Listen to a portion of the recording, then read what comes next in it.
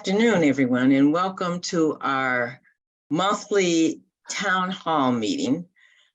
Just talk from the Catholic, on behalf of the Catholic Prison Ministry Coalition. I welcome you to our meeting on today, our session. My name is Kimberly Limemore, and I am on the executive committee, steering committee of the CPMC. So we welcome you and glad that you have decided to join us today. It seems like we have a small, intimate group, but this will go out and be recorded so others can join and see it whenever they need to.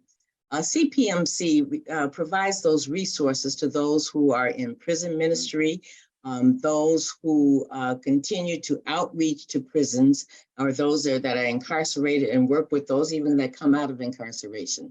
So we are glad and happy to be able to provide the resources that is needed for those that are in that ministry. Our format for today is kind of as usual for our town hall meetings. I'll open us up in prayer and then I'll introduce our guest who is going to just take it away for the rest of the meeting. So let us get into the presence of God at this time. Today, I would like to do a prayer on unconditional love. Good and gracious God, because of your unconditional love, we who were once prisoners to Satan are now free. But Lord, there are people in this world, especially those who are in prison, that do not know about your unconditional love. Jesus, send the right people to preach to them the true gospel, that they may know how much you love them and embrace that love so that they can experience true freedom, even while they might still be behind bars. I thank you, God, for your presence. We honor you and we give you all the praise and glory and honor as we pray in the name of your son, Jesus. Amen. Amen. Again, I welcome you on today. We are so happy to have our guest speaker. Statistics show that those who grow up without fathers are more likely to have drug issues, get involved in gang or negative activity. They don't do well in school and other things that are not very, that make them not very successful in life. So today, CPMC welcomes Norman Goldston, of a fatherhood practitioner for Catholic Charities of the Archdiocese of Hartford, Connecticut, who will share about the program that supports fathers. The Fatherhood Program provides resources to help fathers gain awareness of the important role that they play in their children's life, their overall social, emotional, mental, physical, and developmental well-being. So again, if any questions come up, please feel free to put them in the chat. And I'm just turn it over to you, Norman. We welcome you on today and thank you for spending time with us. Thank you. Good morning, and thank you as well, Kimberly and Dana and Kara. I'm sorry. Thanks for the opportunity to be here and talk a little bit about Catholic Charities Fatherhood Program here at the Catholic Charities Archdiocese of Hartford. I'm located at 896 Asylum Avenue in Hartford, Connecticut. I'm not sure if anyone's familiar with Connecticut area or has family or has visited the area. Small town known for our insurance, so-called insurance capital of the world here. So great place to live, very friendly. We have really known for our fall foliage as well. When the season's right, the trees turn different colors, and it's a beautiful place to take in some scenery here. So very fortunate to be here in Connecticut. So I have been the fatherhood facilitator / practitioner here at Catholic Charities for about 4 years now, going on 4 years. And it's been the best opportunity I've had in my life. I really enjoy being in the position. I'm a single dad myself. And so I'm really able to take many of my experiences and a lot of what I've been through and apply it to my practice, and be able to help the dads. So it's really personal to me in so many ways. of course, I had a dad myself, like we all have. But I did not have a good relationship with my dad. In fact, I can count on two hands how many times I've interacted and seen and spent time with my father. And so I know firsthand some of the feelings and some of the effects that go along with that absent father. And so it's real personal to me. I take it serious to be in this position to help other guys, other fathers, and knowing how hard it is for fathers to reach out and ask for help as it is. It really is a block, if you will, that many men struggle with getting through that fear of asking for help without feeling that someone is going to turn around and use that as a weakness against you. So I'm very grateful to be in a position. And like I said, I love it. I love the job. So today we're going to talk a little bit more about what I do on a daily basis, on a weekly basis. Catholic Charities, the organization, a little bit of the history about the Fatherhood Program. I'll have a few examples, few success stories I'll share with you. And we'll watch a small video from the National Fatherhood Initiative. It's a great organization that supports the fatherhood programs throughout the state and throughout the country.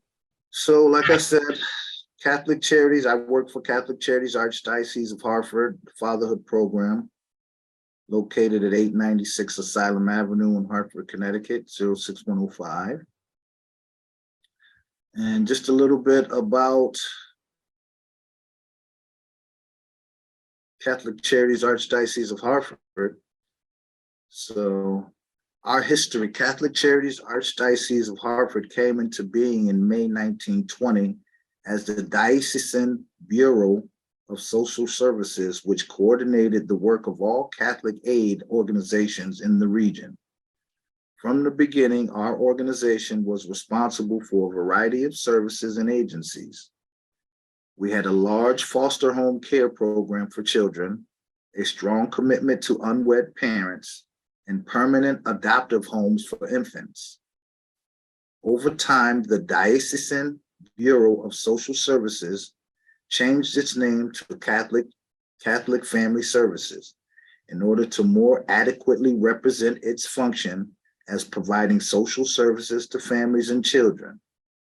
After many years as an umbrella and unincorporated agency, it united under the Board of Trustees in 1983 and became Catholic Charities, Catholic Family Services.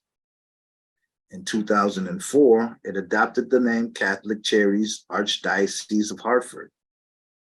Our organization is affiliated with Catholic Charities USA, the largest private network of social service organizations in the United States.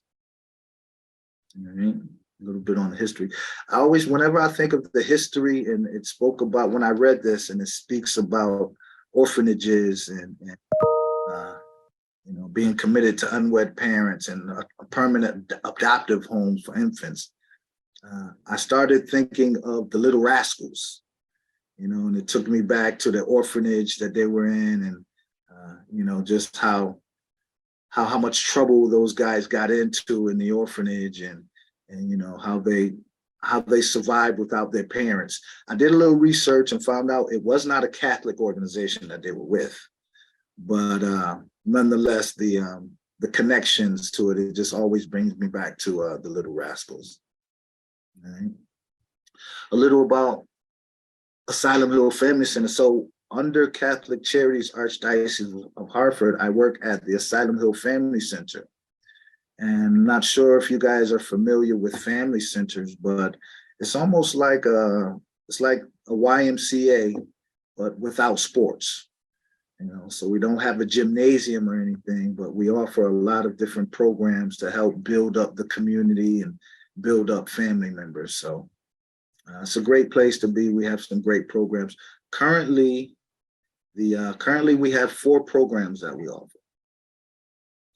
We have the Entrepreneur Program. We have the Food Share Program. We have the Financial Literacy Program. And my baby, the Fatherhood Program. Entrepreneur, all of them are pretty cool. The Entrepreneur Program, it helps you create a business proposal. And once you've completed the business proposal, they have like an exercise where you practice your elevator pitch. And so they really prepare you to be able to present your business proposal and idea to someone who can help you move it forward to creation. And then also in the end, they give you a small stipend to register the business. So when you're complete, you'll have a business plan and have it registered with the state. So that's pretty cool. The Food Share Program is, I'm not sure, many food sharers, throughout the United States. So I'm not sure if you guys have visited or worked with the Food Share pantries or the mobile trucks, but we have the Food Share Connection. I'm the point person for it, where the food truck comes twice a month, every other Friday. And I have a bunch of volunteers that come and help me out from the Fatherhood Program and other programs that come and volunteer. The truck shows up, we take some of the tables off of the truck, we pull some of the food off and put it on the truck, and we help to distribute the food to the community members that come and that they're lined up to grab some of the healthy and nutritious foods from the truck. So that's the second one, the Food Share. Third one is Financial Literacy Program, which teaches you the basics of budgeting, understanding your bank account information, and really just giving you a hands-on approach to being able to handle your bills, your daily bills, and have a good understanding of what you can survive off and how to plan for the future. And the last one, of course, the Fatherhood Program. Fatherhood is broken down into 2 areas for me. It's the groups and the case management piece. And I'll go into a little bit more of that as I go into the presentation. With the Fatherhood Program, there is an attachment and arrearage program in which people, the fathers who complete the Fatherhood Program, are eligible for a automatic 10% taken off of any state-owed child support that they owe. So immediately once they complete the Fatherhood Program, I send a tickler, if you will, to the state social services, and they automatically deduct 10% off of any state-owed child support that individual may have. So it's a great program, and guys are very, very happy to be able to get that deduction taken off. So that's just a little bit about the Asylum Hill Family Center and some of the programs we have here. So I want to get into the Fatherhood Program and my fatherhood story. So like I said, we all have a fatherhood story, because all of us had a father at one time, be it a great relationship or not. I was raised by a single, Black, beautiful mother. Here she is here. And it was my mom and my younger sister. She didn't make this photo, unfortunately. She'll be upset with me, but so I watched my mom struggle and work odd jobs, deal with a lot of unnecessary situations that she shouldn't have to put up with if she just had a little help from the other responsible party. And so myself and my sister, neither one of our fathers was in our lives. And so we really saw our mother struggle. And, when you're young, you really don't put two and two together and how many different ways it affects you not having that other love and caring person there. But as the years go on, things start to add up, And I remember asking my mom, hey, where's dad? Where's dad? And she would always tell me, well, he's at work. He's away at work. He's a carpenter by trade. He works on carpets. He does big jobs for hotels. And I remember, wow, okay, that guy there, I'm proud of him. He's out making money and he has a trade and he must be some cool guy, And that day she brought my sister and I together and said, well, I spoke with both of your fathers and they both want to start coming into your life and spending more time. So I was like, bet, yes, that's exactly what I'm talking about. I've been waiting for this. And so I finally met my dad. I was 7 years old. And I remember not knowing what to feel. I remember not knowing if I should run up to him and hug him, if I should give him a kiss on the cheek, if I should tell him I love him, how much I missed him. And I just remember being almost paralyzed when I saw him, And he was a big, tall guy, big, handsome brother, drove a big black Cadillac, tall, had a big gap tooth like me, So I was like, yeah, that's me. That's where I come from, He said, come on, give me a hug. So I went up to him, gave him a hug and stuff. And just couldn't tell me nothing bad about him. Anything that he wasn't there for at that time was all excused and out the door right then, And so, I remember going with him that day and he took me roller skating. It's the first time I had been roller skating.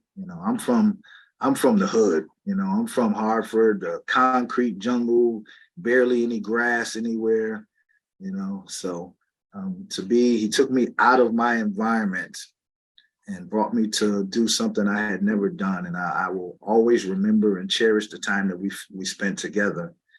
And, I think that week I probably saw him 2 times that week. So twice in 1 week, and I was golden, Unfortunately, those were some of the last times that I did see him. I probably saw him maybe 5 or 6 times throughout the rest of my life. So I've really held on to those times and always wished that there were more incidents where I was able to spend time with him. And, so I always just kept that in my heart. And there was always an open area that I kind of left so I could continue the rest of my life, but I always held an open flame, that open candle to hopefully we'll get back in a good relationship with my dad, So I did not have the best relationship with my dad. And so with that being said, I did not get to see my dad waking up in the mornings and going to work. I didn't get to see my dad loving on my mom and showing her affection. I didn't get to see my dad handling different relationships with his friends. I didn't see him, getting into disagreements and being able to solve them like an adult would, if you will. So I wasn't able to see these or experience these things. And so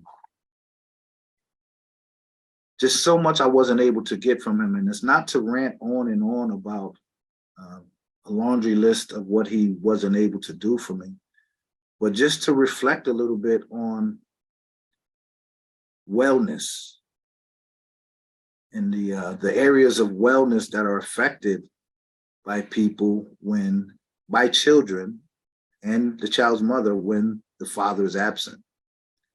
You know, it really is a severe effect on the family in the 8 areas of wellness. And so if your father is not there in the household, there's such a strong negative effect on the family. And here are some of the ways. Having an absent father can have significant negative effects on a child's behavior and overall well-being across the 8 dimensions of wellness. 1, emotional wellness.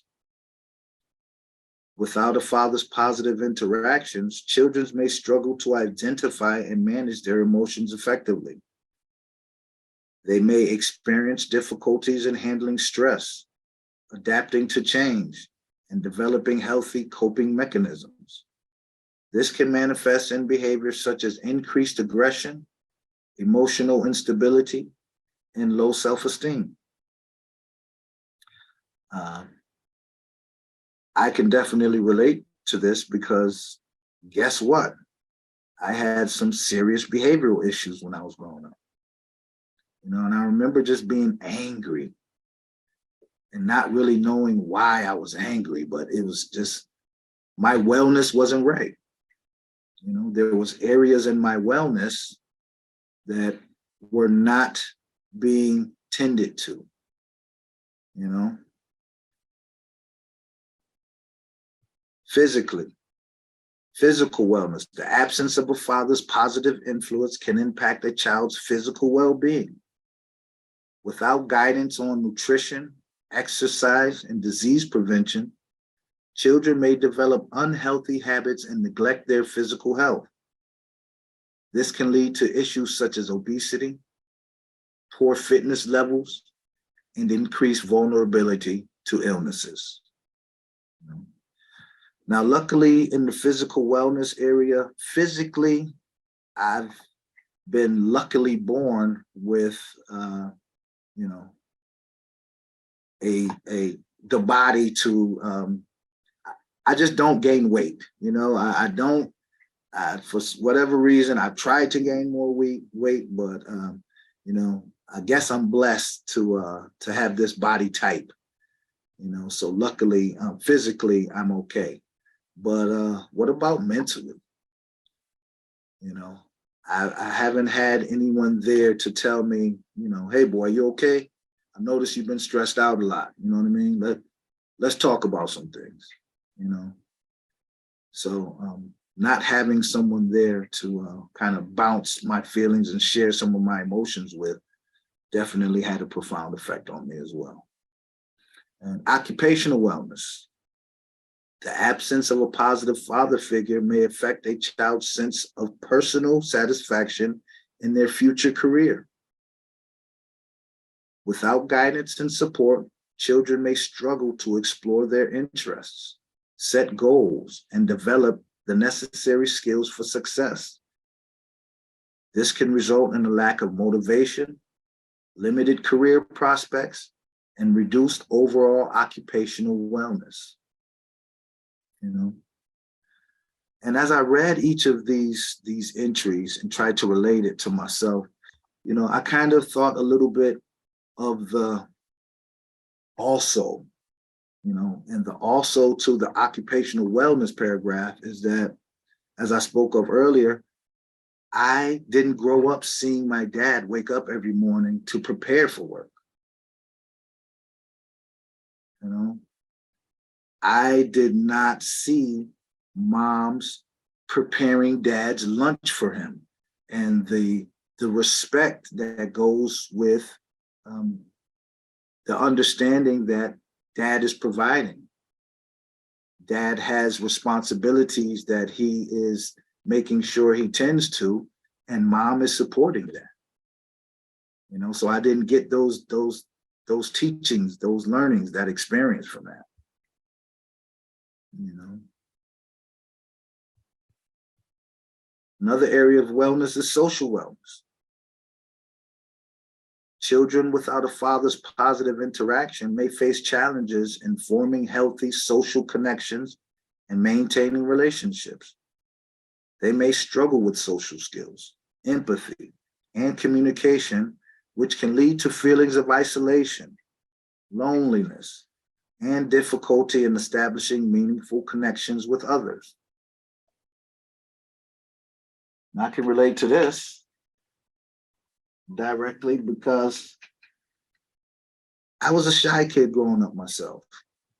You know, I was pretty shy. I was actually at an early age, I had really bow legs, severely bow legs.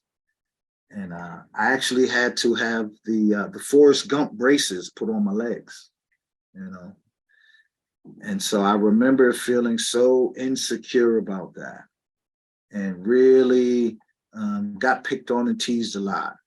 And so that put me in a state of poor self-confidence at a very early age, On top of that, my family dynamics in which the way my family is, I'm the darkest skinned individual in my whole family, and to many it doesn't, I know everyone says, oh, if color is color, but when you're young and in that environment of teasing and trying to understand who you are and where you are amongst your people, being dark-skinned is an easy target, It's an easy target for some people, especially at an early age, until you get a little older and you learn that Black is beautiful, and the darker the berry, the sweeter the juice, and all those come into play, and you learn to appreciate yourself and love yourself for who you are.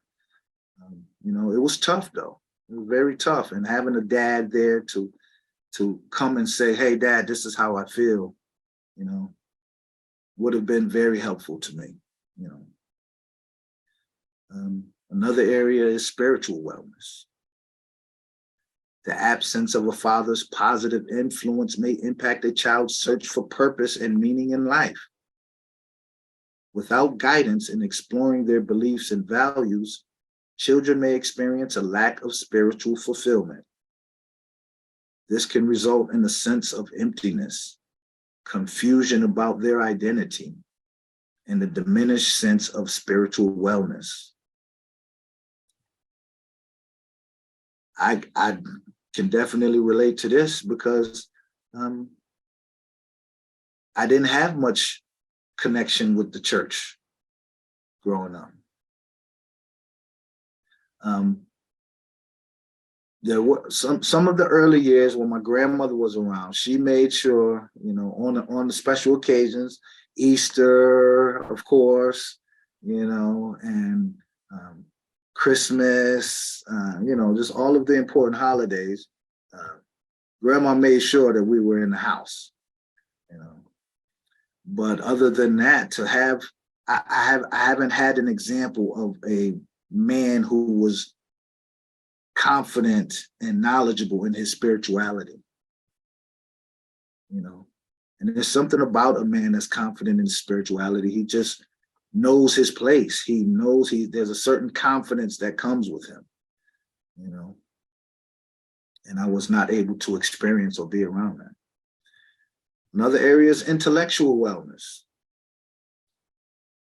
Children without a father's positive involvement may face difficulties in their intellectual development.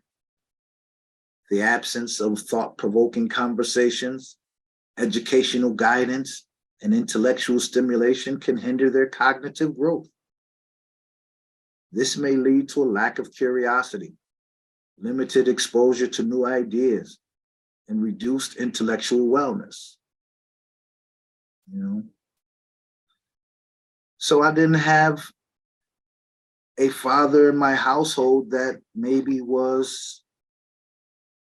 I didn't have that father in my household that was a carpenter and could have those conversations about carpentry and could educate me on that subject.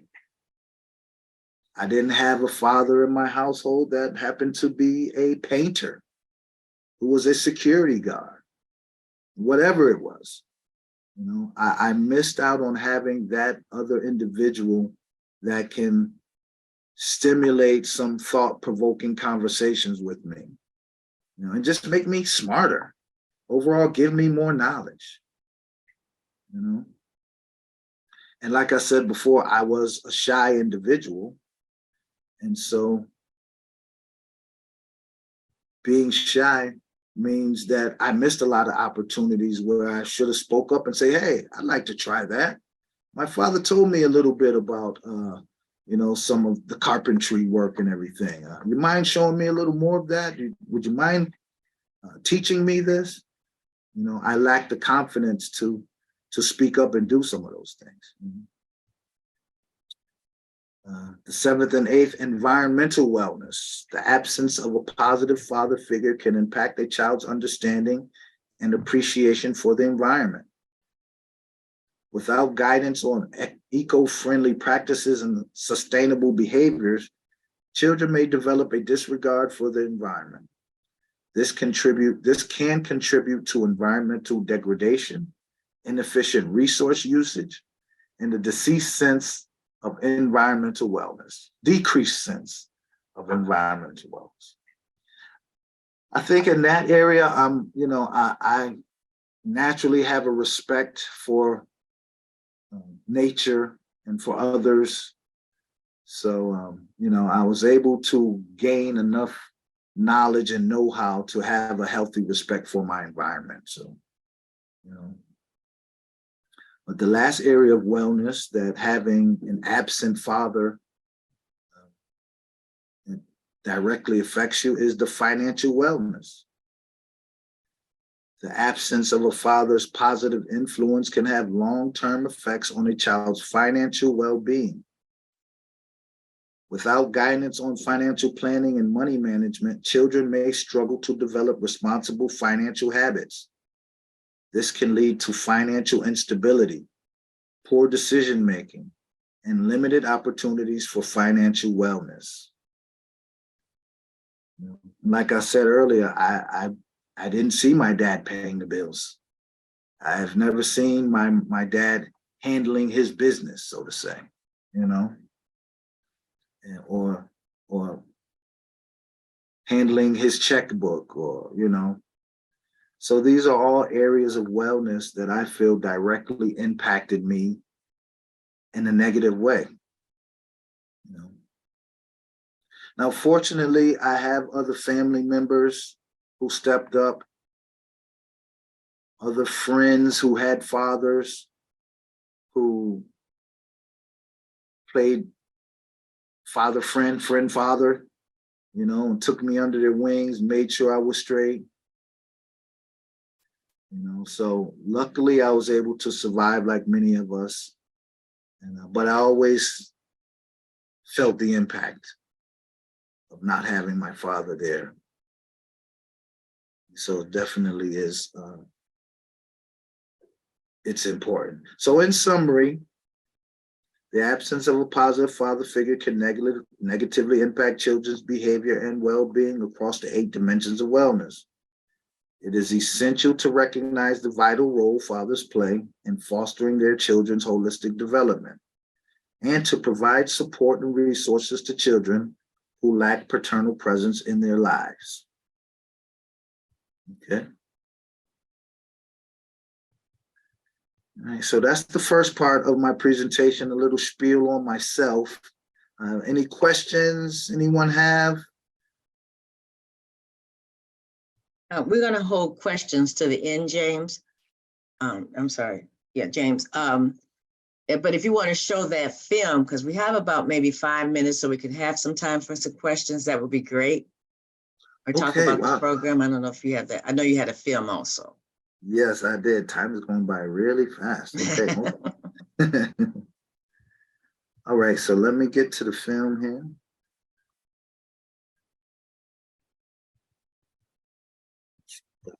With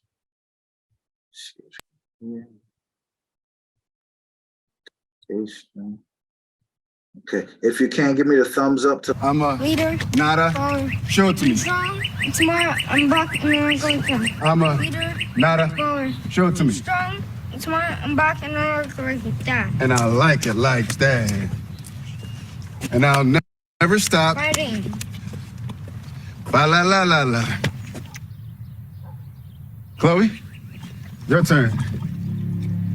It's okay to be Smart. It's okay to be Kind. It's okay to be Quick. It's okay to be Different. It's okay to be Weird. and make today. Magical. And if anybody tries to ruin your magic, I'm good.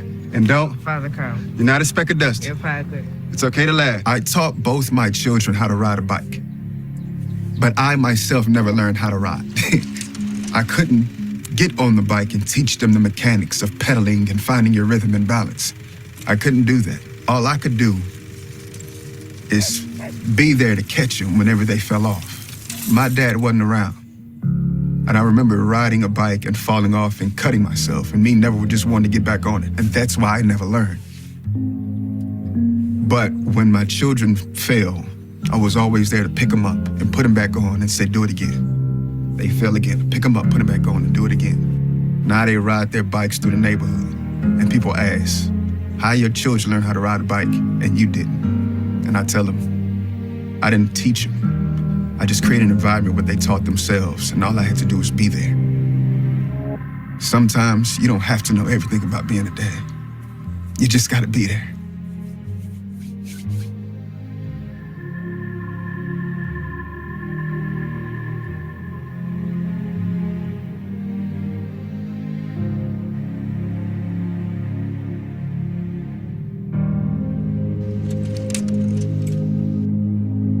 Danny's 2.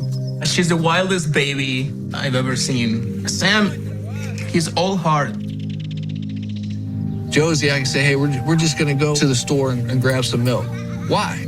It's such a validating feeling for your 7-year-old son to call you his best bud. I used to wish my first child was a boy, but having a girl, you learn so much from a girl. My baby, she's my life.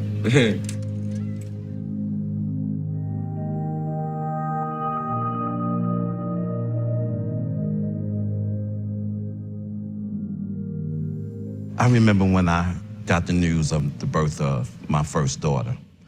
And the first emotion that I had was, I was scared to death. Right. I couldn't get over the fear of people believing that I could not be a father. As a dad, you don't want to make mistakes, right? And so that confidence came to me over time. You know, I think it's interesting that one of the biggest misconceptions about fathers is that when they don't take an active role in their children's lives, that they're being willful and intentional about doing it. What I found in my work with dads is that if and when that's the case, oftentimes there are many barriers and obstacles that they end up facing. There's a cycle that happens to dads, and it starts with getting separated from their kids. And that can happen for a lot of different reasons. Maybe the mom is keeping him away, or maybe he's incarcerated. Maybe he suffers from some kind of addiction. But the longer that separation goes on, the harder and harder it gets for him to come back, because the cycle of that shame continues to build and build and build. My biggest fear in the middle of my addiction was that I would never be able to get over it and that my kids wouldn't have a father. I overdosed on heroin and I lived. And I started thinking, you know what? This isn't my story. I missed so much with my first child, you know, because of addiction and the situation with this mother. It doesn't get easier to stay away, but it really feels like it gets harder to come back because you know there's going to be questions. You know, why weren't you there? What was going on? And really in those moments, no answer is going to be good enough. I get a little emotional, man, because like I said, it's a guilt that I kind of live with every day. You know, why do these kids have you all the time, Dad, and I don't? You know what I mean? So it's just talking about is kind of bringing it, you know, to the surface.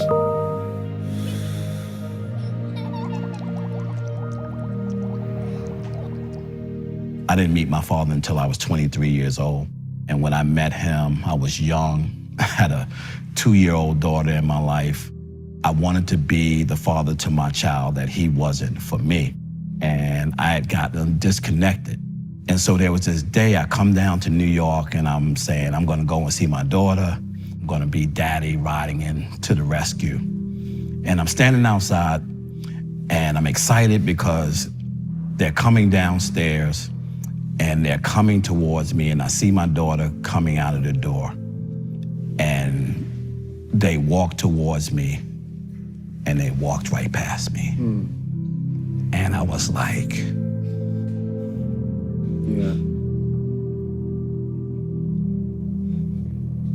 either she didn't see me or she doesn't know me.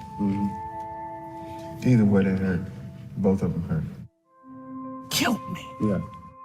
I rode around Brooklyn, like trying to convince myself that I wasn't a bad person.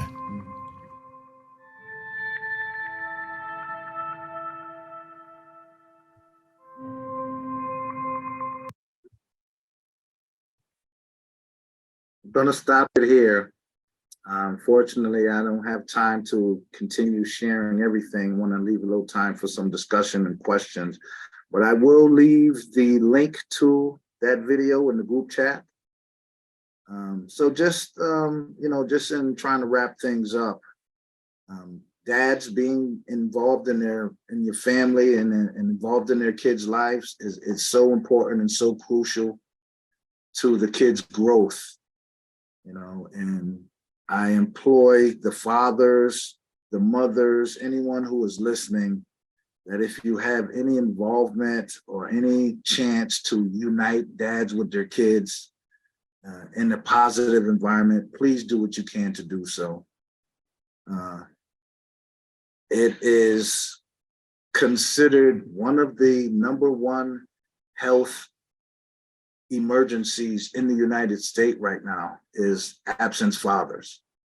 There's really starting to be recognition to how many problems are caused from fathers not being present in the children's lives and in the household. So this being my last word is just that fathers matter, dads matter. Please, if you have a chance to help a father that is in need, please make sure you do. Please give them some type of direction, find fatherhood programs. There are plenty of us out here now, plenty different fatherhood programs throughout the country. So if and when you do see a father in need, please try to help by connecting them with some type of services. And with that being said, I am open to any questions or comments anyone may have.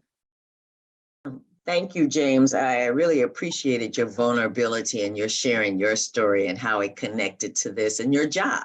And so I'm sure that makes you a good fatherhood partner with those that are struggling. So we're so glad to have you share your story on today. Since we have a small group, you don't have to put your questions in the chat. You could just open up your mic and ask a question to Norman. I don't know why I want to call you James. I think it's James Norman. I don't know. Is that a basketball player or something like that? It could be. But Norman, so anybody have any questions? Well, it's a comment and a question. This is Jane. I'm with Charities USA, and I've heard Norman give this presentation before, but never Norman with your personal story. And I just want to say it was so powerful. So going forward, I would encourage you to include some of your personal story, because I heard you at a deeper level, I think, than he did this for us in Portland. And it was a different kind of audience, but it was more, I do that, it was the nuts and bolts of what you do, but this really touched me in a very different way. So I appreciate that. But I wanted to ask, I'm assuming at the community center, the fathers you work with, because when you were going through kind of the different components of health, so those programs are integrated and they would have access to the entrepreneurial and the financial literacy and the food. So that's all wrapped around. Right. All of the services are in-house, and we try to make sure programs are on different days. And so, anytime anyone is involved in the father or in the Asylum Hill Family Center, they have privilege or access to any of the programs that we offer. And then what curriculum do you guys use a specific? Yes. Thanks for asking. I actually had some of that in the presentation, but I was a little long-winded, so I learned to cut it off a little bit. So we have there's 3 curriculums that I use, and I'm able to integrate them. One is the FDC, Fatherhood Development Curriculum. The second is the 24/7 Dad, which is pretty good because they have the inside outside dad and the curriculum that deals specifically with dads who are incarcerated. And I have the Circle of Security curriculum that I'm able to follow as well.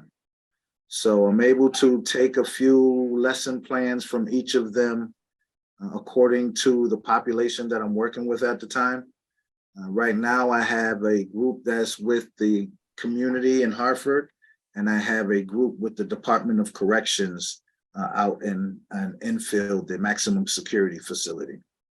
So I have both of those groups, and the different groups need different lesson plans. So having these different curriculums allows me to better serve the different populations that I'm working with. Norma, do you have any statistics on how this program has helped the fathers that you encounter? Great question, Kimberly. I don't have specific numbers on how they have. Well, you know what? I can refer to some of our reportings. Mm-hmm. And so I know that we were able to help over 100 fathers last year, over 100 fathers and families. I believe there were maybe 25% of them got new jobs. There was another certain percentage that was able to maintain strong relationships with their kids. Mm-hmm. I have some guys who were able to start their own businesses, so it's just so many different ways that I'm able to help the dads. And, I'm just very grateful to be in this position. Mm-hmm. And I'm sure, like you say, by you continuing to share your story with them and how you overcame like the anger and the abandonment, and to be successful as you are now is encouragement to them to be able to do the same. Yes, definitely. I love sharing my story and being able to connect. Mm-hmm. The groups are really the meat and potatoes of the program. Is really where dads are able to be vulnerable, feel secure in being vulnerable, get feedback from other dads. You'd be surprised at how open men are to comments and suggestions from others when they're comfortable, when their guard is let down, and guys will give it to you, in our groups, guys are real open, honest, and frank with each other. And it's appreciated across the board. It really is appreciated. So I really do love the groups and everything that comes out of being in those groups. Right. Archie, I know. Go on. Sorry. Do you get referrals from other provider organizations? Yes, luckily, I get plenty of referrals from WIC. I'm getting referrals from the court systems. I get referrals from the Healthy Start program. Healthy Start is actually my main referral source. They are actually tasked with the responsibility of making sure the moms that they meet with are notified of the Fatherhood Program. And so that's one of the main avenues I'm able to explore in getting referrals. Great. I know I was texting our director of our social services who was under Catholic Charities. I said, do we have a program like this in Chicago? And he's like, well, I don't know. I know we got a parenting program. So he said I had to check. So I think it's a great program. I guess the last question I want to ask real quick, though, I know you talked about the incentive was to give them a 10% deduction off of their child support. But how does that help the families or hurt the families in some way if people are dependent on that child support? Well, the 10% of arrearage is towards money that's already owed. Okay.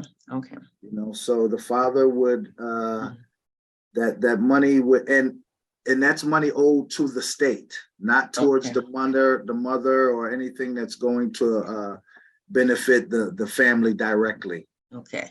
So it's just a matter of money that's owed to the state that will be deducted from their bill. And that's helpful because now that family doesn't owe that money.